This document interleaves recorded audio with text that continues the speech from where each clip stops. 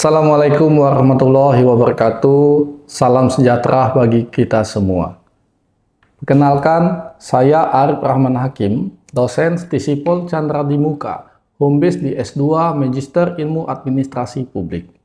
Pada kesempatan yang berbahagia ini, izinkan saya menjelaskan mengenai RPS atau Rencana Pembelajaran Semester untuk mata kuliah Manajemen Sektor Publik yang diampu saya bersama tim. Adapun kode mata kuliah untuk manajemen sektor publik yaitu MAP 277 dengan rumpun mata kuliah yaitu manajemen publik dengan bobot 3 SKS yang diajarkan di semester 2 atau semester genap untuk mata kuliah wajib. Selanjutnya, CPL Prodi yang dibebankan pada mata kuliah manajemen sektor publik ada 4 CPL. CPL pertama, mampu mengembangkan pengetahuan tentang administrasi, organisasi, dan manajemen publik. CPL 2 mampu memecahkan permasalahan organisasi publik melalui transformasi digital dan pendekatan inter dan multidisipliner. CPL 4 mampu menyusun rekomendasi kebijakan dalam penyelesaian masalah melalui analisis kebijakan publik yang berdasarkan bukti atau evidence based. CPL 6 mampu mengambil keputusan atau kesempatan untuk menawarkan ide dan strategi yang mendorong hasil kebijakan yang diinginkan. Selanjutnya, setelah dipetakan CPL dari Prodi, maka capaian pembelajarannya ada 4 CPMK. CPMK pertama mampu menjelaskan konsep, teori, dan praktik manajemen sektor publik dalam kerangka kerja Governance 5.0. CPMK 2 mampu menganalisis perencanaan strategis, penganggaran, sumber daya manusia, dan kinerja sektor publik. CPMK 3 mampu mengevaluasi akuntabilitas, transparansi, partisipasi, dan nilai publik dalam manajemen sektor publik. CPMK 4 mampu merancang strategi dan inovasi sektor publik untuk meningkatkan kinerja organisasi dan dampak kebijakan. Setelah dipetakan CPL dan capaian pembelajaran, maka sub CPMK yang saya ajarkan untuk mata kuliah manajemen sektor publik ada 16 kali pertemuan. Pertemuan pertama dan kedua, mahasiswa memahami rencana pembelajaran semester dan tata tertib akademik. Mahasiswa mampu menjabarkan konsep, karakteristik, dan ruang lingkup manajemen sektor publik. Pertemuan ketiga, mahasiswa mampu mengkritisi paradigma manajemen sektor publik seperti OPA, NPM, NPS, NPG, dan Governance 5.0. Pertemuan 4 dan 5, mahasiswa mampu menganalisis perencanaan strategis dan manajemen kinerja sektor publik. Pertemuan 6 dan 7, mahasiswa mampu menganalisis penganggaran, pengolahan sumber daya, dan value for money. Pertemuan ke-8, ujian tengah semester atau UTS. Pertemuan ke-9, mahasiswa mampu menganalisis manajemen SDM aparatur dan kapasitas organisasi sektor publik. Pertemuan 10, mahasiswa mampu mengevaluasi akuntabilitas, transparansi, partisipasi, dan integritas sektor publik. Pertemuan 11 dan 12, mahasiswa mampu menganalisis risiko, perubahan, dan transformasi digital dalam manajemen sektor publik. Pertemuan ke-13, mahasiswa mampu menganalisis studi kasus manajemen sektor publik. Pertemuan ke-14 dan 15, mahasiswa mampu menyusun strategi perbaikan dan inovasi manajemen sektor publik. Pertemuan 16, ujian akhir semester atau UAS. Selanjutnya, deskripsi singkat mengenai mata kuliah manajemen sektor publik. Mata kuliah manajemen sektor publik ini akan membahas mengenai konsep, teori, dan praktik manajemen dalam konteks pemerintahan dan sektor publik. Lalu, mahasiswa mempelajari perencanaan strategis, penganggaran, sumber daya manusia, kebijakan publik, evaluasi kinerja, akuntabilitas, transparansi, partisipasi masyarakat, serta inovasi dalam pengelolaan sektor publik. Dan terakhir, mata kuliah ini dapat diarahkan untuk membangun kemampuan analitis dan praktis dalam meningkatkan kinerja organisasi sektor publik berbasis Governance 5.0. Adapun bahan kajian untuk mata kuliah manajemen sektor publik ini ada 5. Yang pertama, konsep dan paradigma manajemen sektor publik. Yang kedua, perencanaan strategis, kinerja, dan penganggaran sektor publik. Yang ketiga, manajemen sumber daya, SDM aparatur, dan kapasitas kelembagaan. Yang keempat, akuntabilitas, transparansi, dan integritas sektor publik. Yang kelima, inovasi, transformasi digital, dan governance 5.0. Selanjutnya, pustaka yang saya gunakan ada 3 pustaka utama dan ada 2 pustaka pendukung. Mata kuliah syarat, mata kuliah manajemen sektor publik ini harus diselesaikan sebelum mengikuti mata kuliah teori administrasi publik dan atau teori praktik kebijakan publik. Selanjutnya, metode yang saya gunakan untuk pengajaran mata kuliah ini ada case-based learning, ceramah, diskusi kelompok, diskusi interaktif, dan proyek. Adapun bobot penilaian untuk mata kuliah ini ada bobot penilaian aktivitas perkuliahan 10%, penugasan struktur 10%, kuis 10%, UTS 30%, dan UAS 40%. Jadi totalnya bobot penilaian 100%. Demikian penyampaian materi mengenai mata kuliah manajemen sektor publik. Terima kasih kepada asesor Kemenristek Saintek sehingga saya dapat mengikuti Serdos tahun 2026 gelombang 1. Semoga saya dapat lulus sertifikasi Serdos ini. Selanjutnya, selamat menyaksikan video pembelajaran saya. Wabillahi taufiq wal hidayah, waridho wa inayah. Wassalamualaikum warahmatullahi wabarakatuh. Assalamualaikum warahmatullahi wabarakatuh. Apa kabar semuanya Bapak Ibu? Baik, alhamdulillah. Oke, ini pertemuan kedua ya Bapak Ibu untuk mata kuliah manajemen sektor publik ya. Sebelum kita mulai perkuliahan, kita absensi dulu. Yang hadir pada hari ini ada berapa orang untuk kelas? Izin? Ada 9 orang Pak. 9? Baik. Sebelum kita memulai mata kuliah kita manajemen sektor publik, ada baiknya kita berdoa dulu ya Bapak Ibu semua. Berdoa sesuai dengan ajaran dan agama kita masing-masing. Berdoa mulai. Berdoa selesai. Baik Bapak Ibu. Berikut ya Bapak Ibu pertemuan kedua untuk materi mata kuliah kita manajemen sektor publik mengenai konsep, karakteristik, dan ruang lingkup manajemen sektor publik.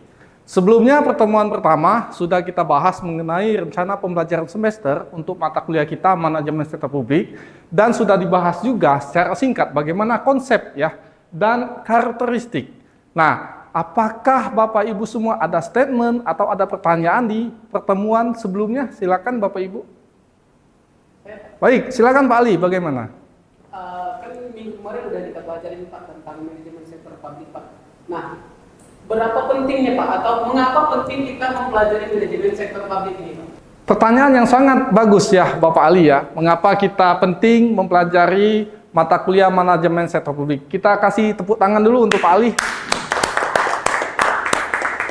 Baik, Bapak Ibu semua, jadi alasan sangat penting ya kita mempelajari mata kuliah manajemen sektor publik.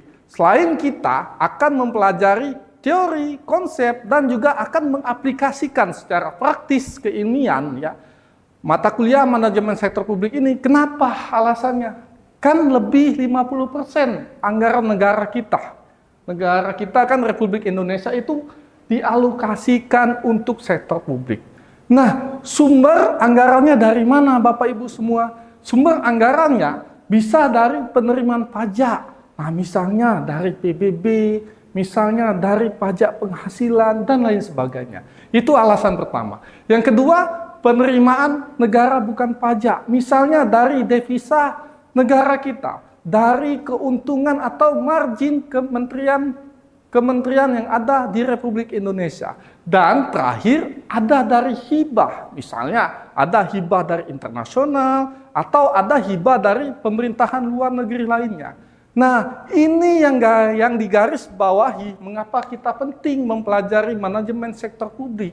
Karena manajemen yang efektif di sektor publik ini, ya Bapak Ibu semua, dapat menentukan bagaimana nanti kualitas layanan masyarakat yang diterima oleh masyarakat sekitar.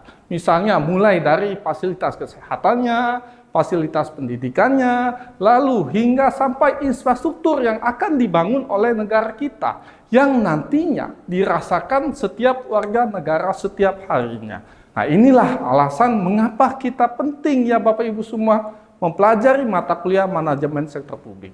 Baik, ada sanggahan atau ada pertanyaan lainnya?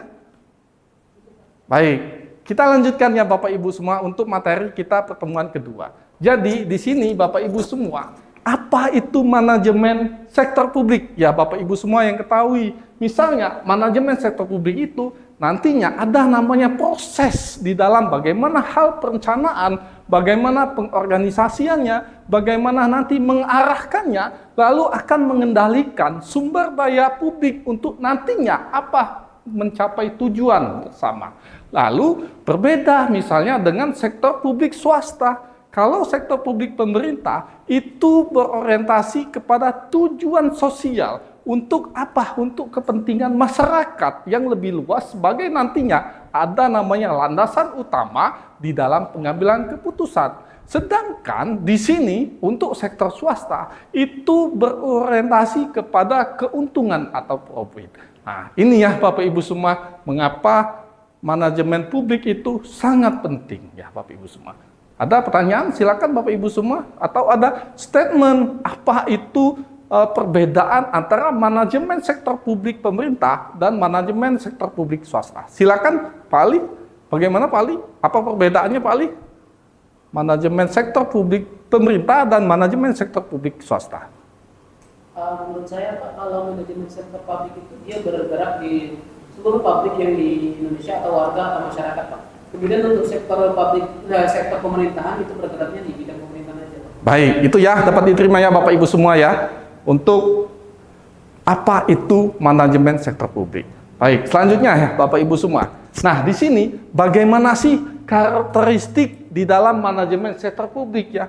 Nah, di sini misalnya publik dan non-profit ya. Ada fokus pada misalnya pelayan masyarakatnya yang bagaimana, lalu kalau itu untuk profit bukan berarti nantinya untuk keuntungan ya itu non profit ya jatuhnya. Lalu kompleksitas regulasi ya atau kompleksitas aturan-aturan ya. Jadi banyaknya aturan atau nanti ada prosedur yang mungkin berbelit-belit di dalam birokrasi yang harus nantinya diatasi atau dipatuhi. Lalu akuntabilitas ganda di sini ya Bapak Ibu semua ya, nantinya bertanggung jawab kepada siapa?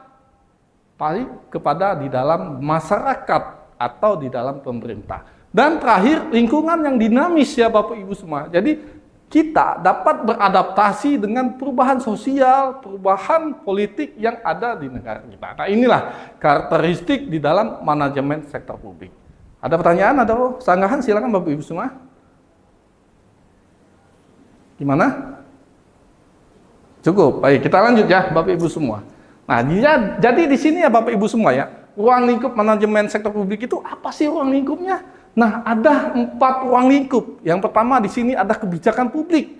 Nah, bagaimana nantinya di dalam kebijakan publik itu merumuskan ya bagaimana agenda settingnya, bagaimana implementasinya kepada masyarakat. Nah, inilah ruang lingkup pertama. Yang kedua, sumber daya manusia publik. Nah, nanti di dalam sumber daya manusia publik ini, nanti bagaimana mengolah pegawai negerinya, bagaimana mengolah aparatur negaranya, ini ruang lingkup yang kedua. Selanjutnya, ruang lingkup ketiga, di dalam keuangan publik. Nah, di dalam keuangan publik ini nantinya akan mengolah ada namanya anggaran ya, atau ada namanya pengeluaran negara yang nantinya disampaikan ke masyarakat secara transparan. Dan terakhir, untuk ruang lingkup manajemen sektor publik ada pelayanan publik. Nah, pelayanan publik ini nantinya akan menyediakan ada namanya layanan kesehatan, pendidikan, dan infrastruktur. Nah, inilah ya Bapak Ibu semua di dalam ruang lingkup manajemen sektor publik. Baik, kita lanjut ya Bapak Ibu semua. Selanjutnya di sini ya. Nah, inilah perbandingan ya Bapak Ibu semua mengenai sektor publik dan sektor swasta. Apa itu perbandingannya? Misalnya di sini dari fokus tujuan. Fokus untuk publik itu pastinya untuk apa? Untuk pelayan kepada masyarakat. Nah, lalu kalau swasta, fokus dan tujuannya pastinya untuk mendapatkan profit atau keuntungan. Lalu selanjutnya sumber dana. Nah, sumber dana publik ini dari mana? Ya dari pajak, ya, dari anggaran negara. Lalu kalau swasta sumbernya dari mana? Dari misalnya pendapatan penjualan. Berapa sih profit yang didapatkan oleh perusahaan tersebut? Nah, inilah sumber dana berdasarkan perbandingan yang kedua. Yang ketiga, pengambilan keputusan publik. Kalau publik itu bagaimana sih pengambilan putusannya? Bisa berproses secara birokrasi ya. Ada regulasi yang ada di dalam pengambilan keputusan di sektor publik. Selanjutnya, swasta. Kalau swasta, pengambilan keputusannya ya bisa bersifat nantinya fleksibel dan konservatif. Lalu di sini akuntabilitas. Nah, kalau akuntabilitas publik itu bagaimana ya? Jadi masyarakatnya itu ya ada masyarakat di dalam suatu negara dan ada keputusan politik di dalam suatu negara berdasarkan akuntabilitas yang ada. Selanjutnya swasta, ya swasta ini kan biasanya ada namanya pemegang saham ya, ada namanya ya siapa leader-leader di dalam sebuah perusahaan atau sebuah pasar tersebut. Nah, inilah 4 perbandingan antara sektor publik dan swasta. Baik, ada pertanyaan Bapak Ibu atau sanggahan silakan. Lanjut? Baik, kita lanjutkan. Nah, bagaimana evolusi manajemen sektor publik ya Bapak Ibu semua? Nah, di dalam evolusinya ada 4 ya evolusi manajemen sektor publik. Yang pertama pada awal abad 20 ya Bapak Ibu semua, di era tradisional. Nah, di sini di era tradisional bagaimana ya manajemen sektor publiknya? Berfokus pada administrasi birokrasi yang nantinya terstruktur dan hierarki sebagai ada fondasi di dalam pemerintahan yang modern. Ini yang pertama ya di era tradisional. Yang kedua, New Public Management. Yang kedua, New Public Management atau NPM pada tahun 1980-an. Nah, di sini ada pendekatan manajer ya atau manajerial yang berorientasi nantinya kepada sifat yang efisien diadopsi pada manajemen swasta sektor publik.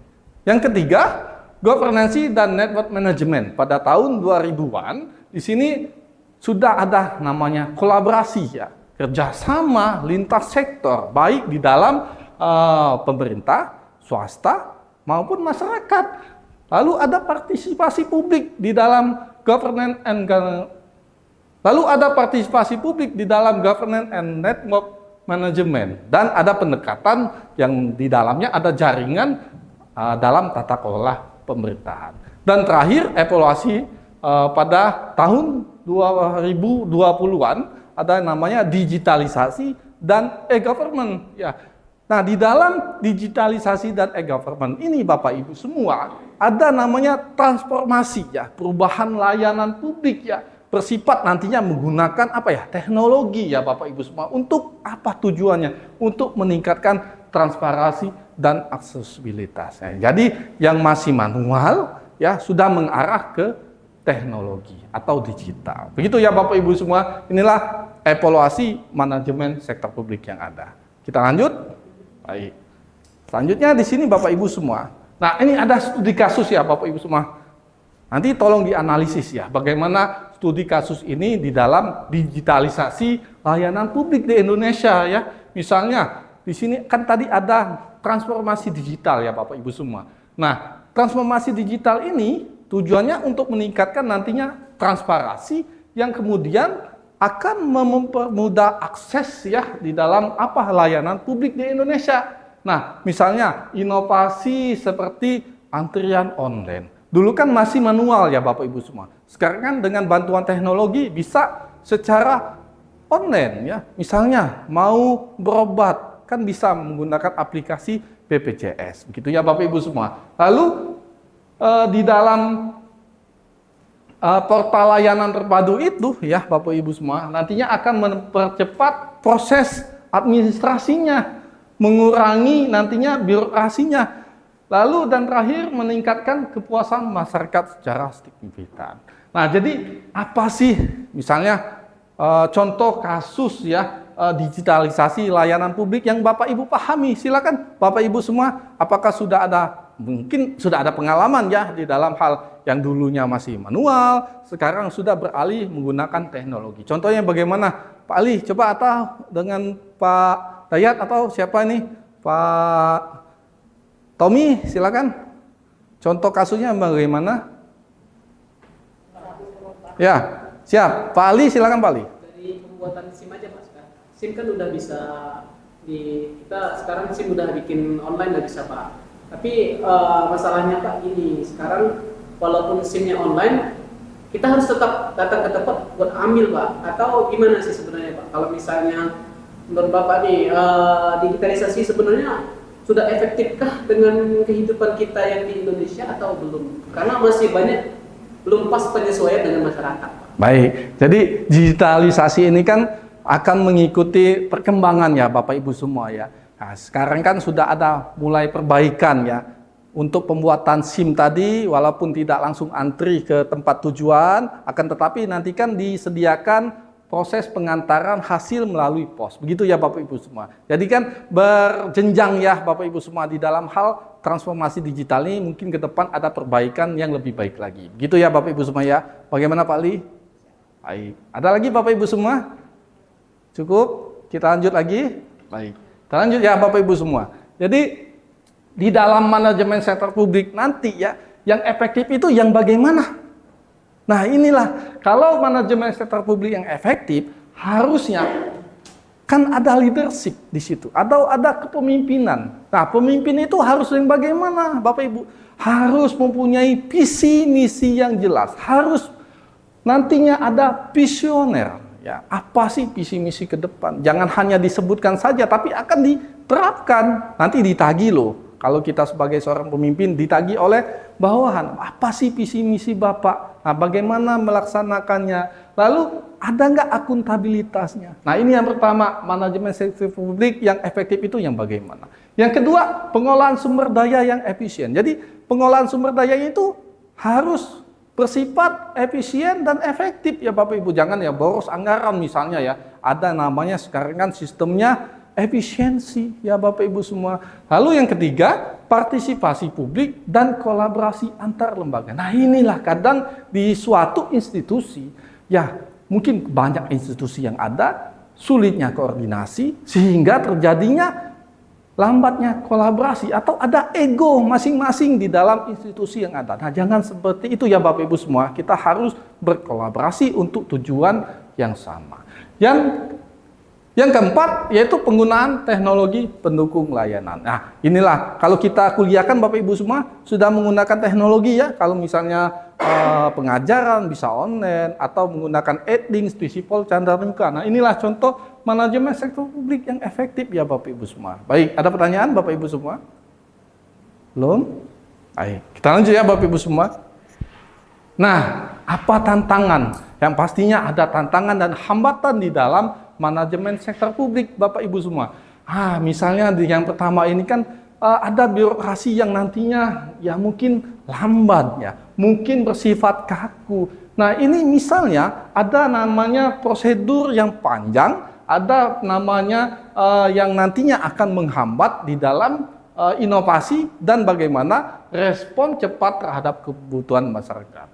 Nah yang kedua tantangannya korupsi dan kurangnya transparansi. Ya, jadi melemahnya kepercayaan publik ya Bapak Ibu semua kalau adanya korupsi tadi ya, dan nantinya akan mengurangi efektivitas layanan. Yang ketiga, keterbatasan SDM dan anggaran.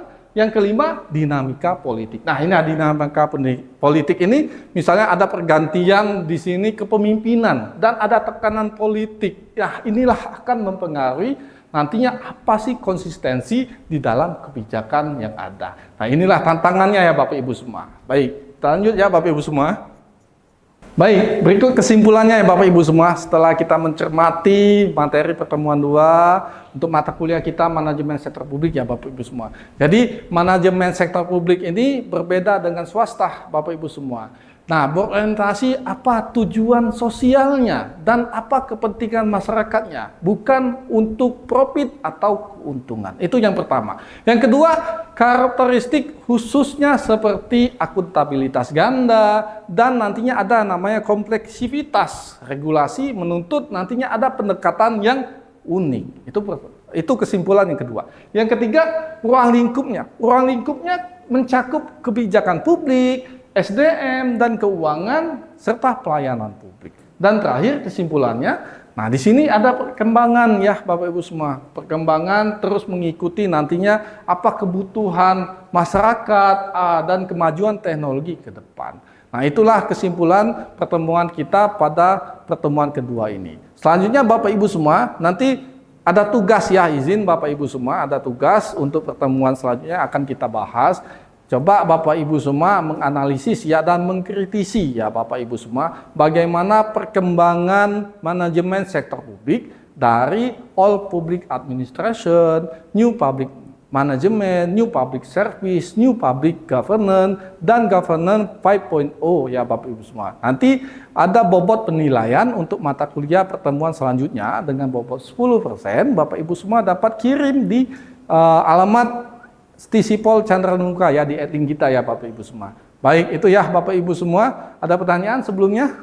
Gimana Bapak Ali, silakan. Izin Pak, tugasnya sendiri atau kelompok Pak? Ya, sendiri individu ya Bapak Ibu semua. Dapat kirim nanti di link ya, Stisipol Chandra di Muka. Nanti ada bobotnya tadi ya, 10% untuk tugas. Baik, ada lagi Bapak Ibu semua pertanyaan? Silakan. Paling lambat, ya bagus pertanyaan. Paling lambat secepatnya ya, semakin cepat semakin baik nanti ya persentasenya ya. Oke, ada lagi? Silakan. Cukup? Baik, itu saja ya Bapak Ibu semua. Terima kasih atas kehadirannya. Terima kasih atas partisipasi perkuliahan pada pertemuan kedua pada hari ini. Ya Bapak Ibu semua, nanti kita ketemu lagi ke pertemuan selanjutnya. Wabillahi taufiq wal hidayah. Waridho wa inayah. Wassalamualaikum warahmatullahi wabarakatuh.